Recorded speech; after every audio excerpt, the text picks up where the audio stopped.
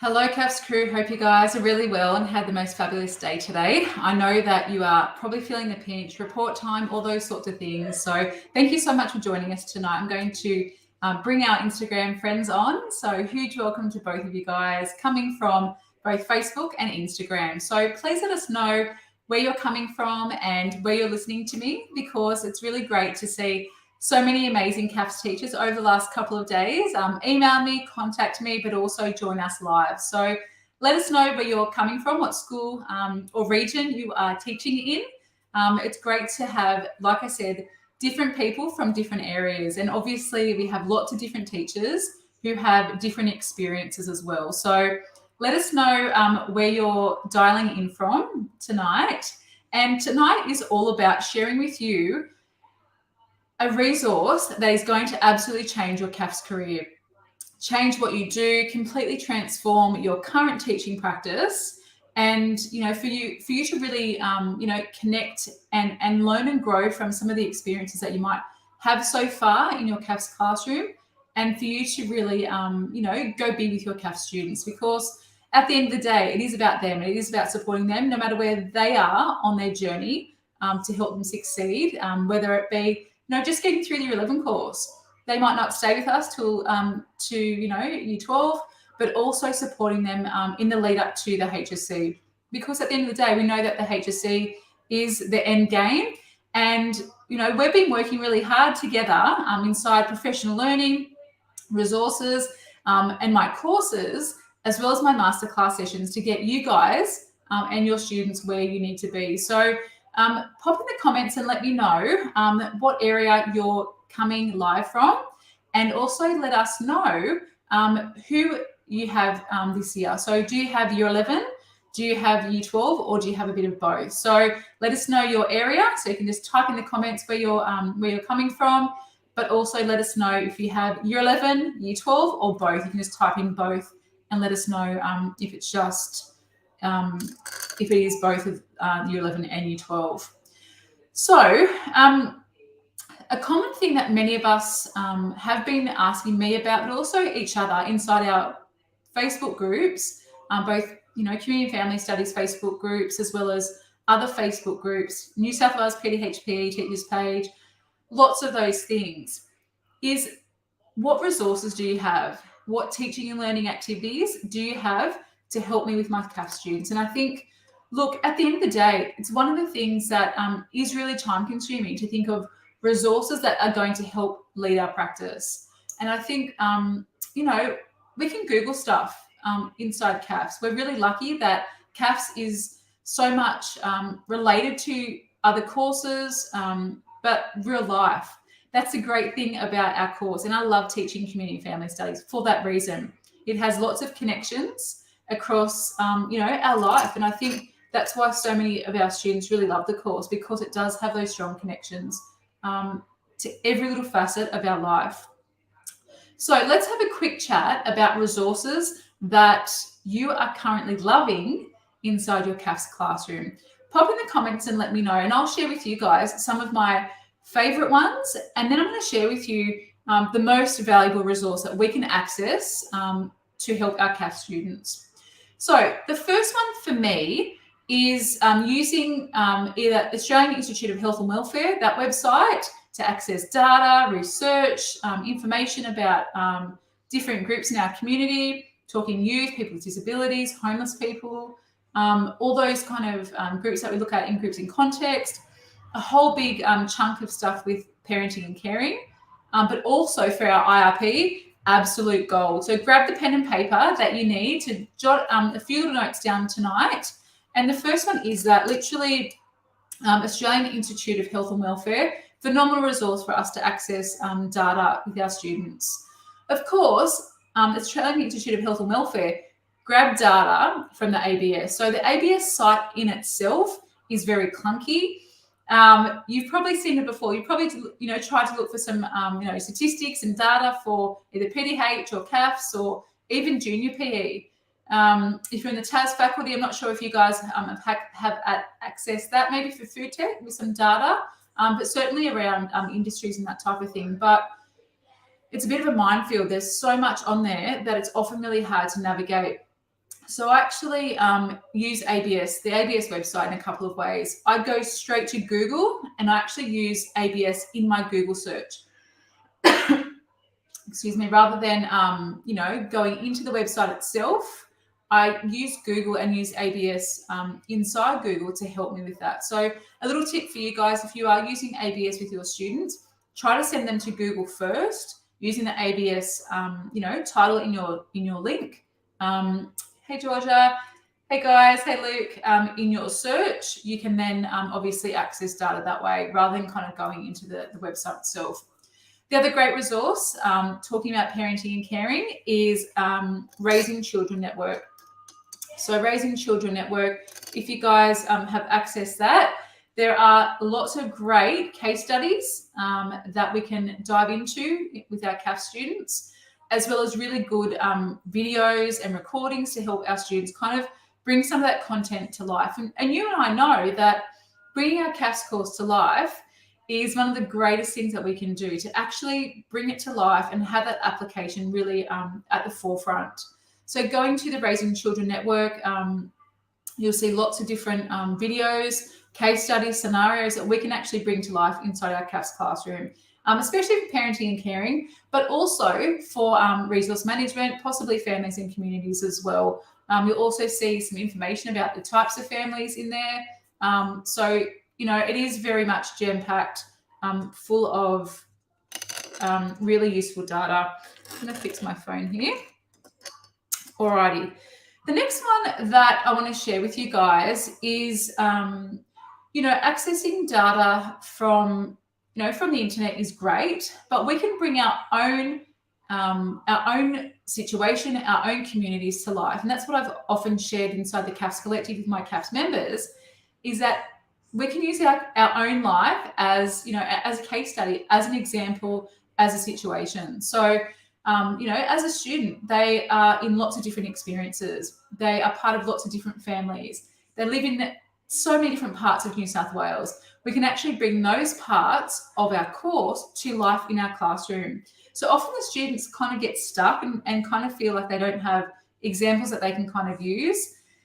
We can say to them, remove yourself, take that person out and use yourself as a situation, like as a case study. So using the students themselves in our class as a resource is a really great way to go. And look at, it does take a bit of practice for the kids. You can't really say my uncle or my auntie in an example or in a case study, but hopefully using the experiences, using the communities that our students reside in as examples and as resources as well. Also within that, you can actually be able to bring your CAFS classroom to life by inviting guest experts into your classroom. So possibly, what we might, hey Jasmine, hey Liliana, what we might do is actually, just kind of get a gauge of who our students are related to, possibly what their occupations are, because many times I've been able to access parents or carers and then brought them into the classroom, and then they've become a resource for our students. So bring their experience into our classroom is a really great way to go. So having our parents, our community connected, even within our school, teachers who are, working in our schools, they have lots of different experiences. So bringing them into our classroom is also a really great tip for you guys. And, you've heard me say it before, but bringing our CAFS classroom to life by using these situations, these case studies, these scenarios is a phenomenal way to move our classroom outside of our context. So it's all well and good to have, great teaching and learning strategies or, activities, written kind of activities. But once we can apply the kids' understanding to content, they then have so much more richness, so much more, application is really important. So we know that resources in our classroom, things like booklets, textbooks, you guys know that I've, been the co-author of 2 of our CAFS textbooks, and I feel blessed to be able to do that. But they're static. They are text on a page, maybe a graph, maybe a picture, here and there, some activities, but possibly that is probably a starting point for us as an educator, a starting point for our knowledge and understanding.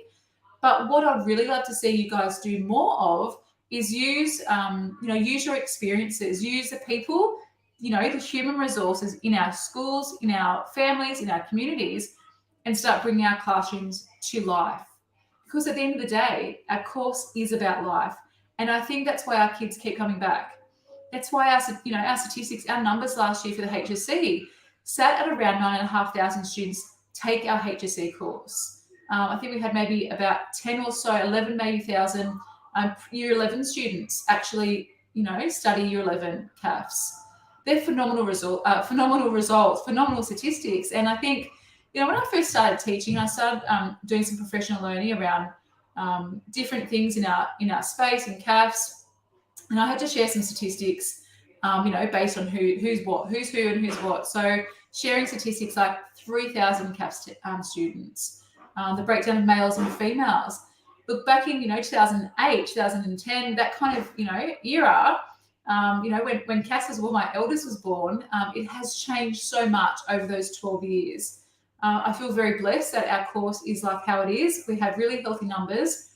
But I think part of that gold in our CAFS classroom is bringing it to life and using the resources that we have around us, not just a physical resource like a textbook or printing off something from the internet, but actually bringing it to life with the people that we are connected with, which kind of brings me to the most valuable resource. Now I can say all of my resources, you guys know, some of you have been lucky enough to snag a couple of my resource booklets. Hopefully teaching and learning activities are, practical for you guys.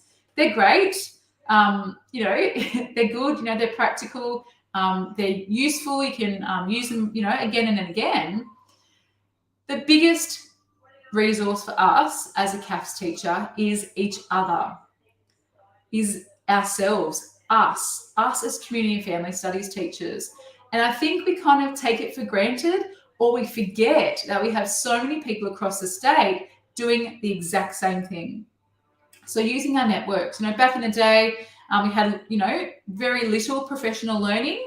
And I think, possibly, some organizations started to improve that. And, we had no Facebook, but now we have the power of Facebook and have those connections that we're really lucky to have. So back in 2013, when I was maternity leave with Lexi, so Lexi's our youngest, Lexi's 9 this year. When the syllabus was amended, I thought, what is a way that I can give back to my CAFS crew, my CAFS teachers that I really, feel blessed to kind of be connected with lots of professional learning that I was doing, working, across New South Wales in enrichment days, that type of thing, and being able to meet so many of you guys inside that. I thought, what's a way that we can actually come together for a common purpose, a common goal, to actually get our head around the amended syllabus, but also to share resources with each other. And I said it last night, but the CAFS teachers who really active inside that Facebook page, it wasn't a group, not like our Facebook groups now, but it was actually a Facebook page. The sharing that happened inside that was phenomenal, and I feel really blessed to be able to lead that. And you guys remember Kim Rodenberg and Kate Rayner were part of that back in the day. And I think that group of CAFS teachers that, just a different way to connect. And I think we forget about the power of each other. We literally have CAFS teachers inside a screen, CAFS teachers possibly around the corner, CAFS teachers across the hallway that we can ask questions of. And I think, you and I probably know, we've worked in schools before where people aren't always willing to share. And I feel, hey, hey, Kayla, I feel really sad for those teachers that they don't feel like they can share the resources. Gone are the days that we have really closed doors, people aren't willing to share. I feel kind of lucky that we are in a new era. We've done it for a while. We've realized that if I'm going to grow as a teacher, I need to surround myself by others who are willing to grow as well. And I think, when I first started the Learning Network, that was part of my kind of mission, I suppose, was to connect with as many CAFS teachers across New South Wales. So we have the Learning Network Collaborative, our private Facebook group, You also have, my static page, the Learning Network. We have Instagram, of course, but, my biggest way to be able to give back to you guys has been inside the CAFS Collective, my CAFS membership. And, so far we have 48 CAFS teachers inside that, and they literally span from first year out, it's like literally first year out teaching, CAFS, all the way through, you heard me last night, life management, home economics, they've been there, done it before.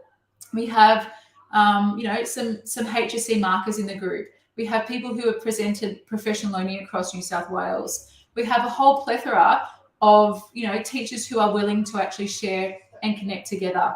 And I think it's one of the only professions that I really believe that people come together for a common purpose. They're willing to share their secrets. They're willing to kind of open the doors and say, look, this is what I've got to offer. This is like a sneak peek into my classroom. Here's something that's worked. Because I think in business, I think in life, people become too competitive. I'm just going to hold it and not going to share with anyone. But I think in teaching, we need to do this. We have limited time, limited resources, limited budget, money, all those sorts of things. And, if you're a parent, you would know what this looks like. But I think inside of teaching, it is so important for us to be able to be a resource for each other. And that's why I really believe that for us to be able to kind of improve and grow together, it is really being resources for each other. And I think, if you have a question, you can ask it. If you join me live on Facebook, you guys on Instagram would have seen this or heard this, but I'll share this with you guys hopefully tomorrow. We heard from our beautiful CAFS member, Courtney Pursehouse. And Courtney is fairly new to CAFS, only about 4 years in. And she kind of said that things that she's learned in the last 6 months alone have completely changed her career as a teacher, but also opened her eyes to some of the things that she had no idea about in community and family studies. And that's a result of actually us sharing and actually us connecting with each other. Otherwise, she would have had no idea. And I think, a lot of teachers are very, either very scared to kind of share their resources. They're not sure. They don't want to put themselves out there, or they're very guarded and think that, I don't want to share, I've done the work. I'm not going to share my resources with you because I've got something that I don't want you to have. And that sounds really silly for that to happen inside the teaching space, but it does. And I've witnessed it across my whole career in the schools I've worked in, but also, in other capacities. So, look, I really honestly believe that, we're kind of limited by our own perspectives. I really love a quote by Robert Mean, I think is the correct person, but I'll share it with you guys throughout the week of the CAFS Collective, membership launch. But he talks about this power, that there is power of us, connecting together, but also, being limited by our own perspectives. Because if we don't hear or see how others do it, then, we're kind of not sure. We're kind of a bit stuck. And I kind of chuckle to myself sometimes when teachers are a bit like that. They say, I've got it, I know what I'm doing. But then you hear some of the things they're saying, you're like, actually, you're kind of steering your kids in the wrong direction because you're giving them misinformed advice. And look, some of the things we just don't know. We don't know because we don't know. We haven't experienced it before. So I don't know, that's kind of my perspective on things. And I think it's so important for us as humans, decent humans, to actually share our resources, share each other, and be such a valuable resource for each other. Because at the end of the day, we're teaching the same stuff. We're teaching the same syllabus. We're teaching the same sort of kids, not all the same, not exactly the same, but, we're able to kind of support the young people who are in front of us. And by opening our eyes and opening our ears up to how others do it, then we're hopefully able to grow and, obviously you learn so much more if we kind of just did it ourselves, So the CAFS Collective, as you guys have heard so far this week, is my Community Family Studies membership. It is open now for our mid-year intake. And we're doing kind of two options for you guys in our mid-year intake. So we're doing a 6-month option. That might be suitable for you if you have a CAFS cohort, but you're not sure if you're going to take them through to next year. You might be on a temporary contract, or you possibly have your year 12s for the next, 4 months kind of thing. Get them through to the HSC, in October.